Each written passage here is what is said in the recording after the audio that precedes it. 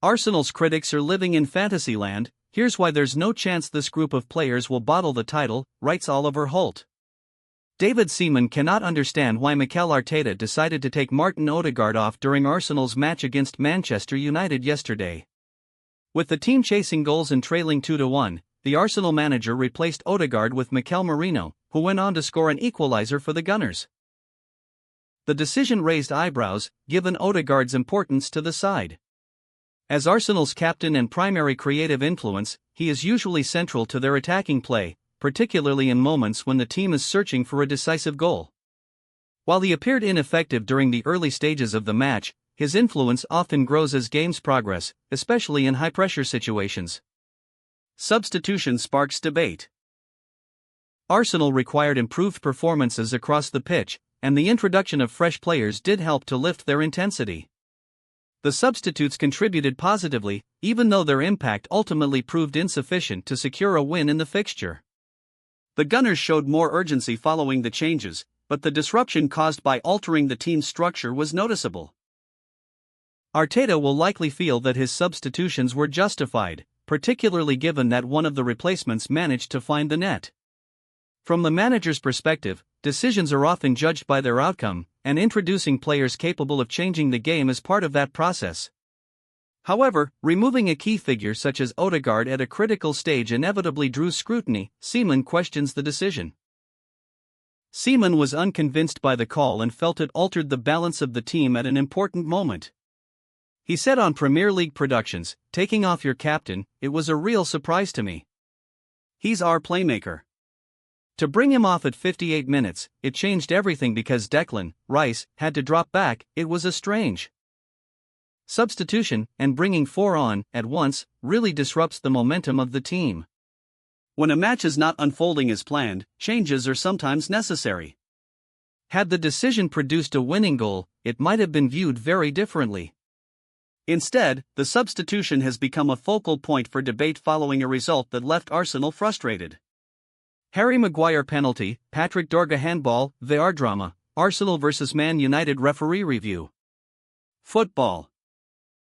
London reviews the big decisions by the officials after Arsenal's 2-3 defeat to Manchester United, including Patrick Dorgu's goal which could have been ruled out and Harry Maguire's handball which was waved away by Craig Pawson and VAR.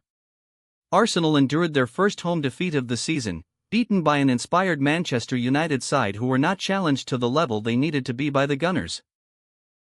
Mistakes, poor decision-making, and nervousness in the stands all contributed to the worst result of the campaign so far. Within the game, Arsenal looked to set pieces to bail them out of trouble, and when it looked like Mikel Merino had done just that, Matheus Cunha scored the second wonder goal of the game. But there were a couple of other moments that might have changed the complexion of the game. Referee Craig Pawson did not judge either incident as worthy of a decision being made, nor did VAR. In retrospect, football.London takes a look at each incident to decipher what happened and whether a mistake was made. Patrick Dorgu handball. An amazing strike from the wide man, taking the ball down before half-volleying an attempt off the crossbar and into the back of the net. Replays show that the ball appears to touch the left arm of Dorgu when he is looking to control it. Arsenal explore £87 million signing as Mikel Arteta gets immediate Ethan Nwaneri update. Gary Neville warns Arsenal over dressing room disease after Man United hammer blow. FL Review, IFAB explains that it is an offence if a player scores in the opponent's goal immediately after the ball has touched their hand/arm, even if accidental. There is less than a second between the ball appearing to touch the arm of Dorgu and the player striking the ball beyond David Raya. The touch can be seen, but the arm is down by his side. This is one of those where it's how harshly you interpret the rules, and I, for one, do not want to see goals like that ruled out for an incident like this and would hope that is applied consistently. Harry Maguire handball call. Mikel Merino looks to shoot from range. Harry Maguire, in an attempt to block the shot, goes to ground but leads with his right arm as he falls, presumably to stop his fall, and the ball hits the arm. The ball deflects into the arms of the goalkeeper harmlessly. FL Review, IFAB states, a handball offense is not committed when a player falls and the ball hits their supporting arm, which is between their body and the ground. This is tricky. It's subjective here whether Maguire's arm is seen as the supporting arm or whether his arm is indeed in an unnatural position.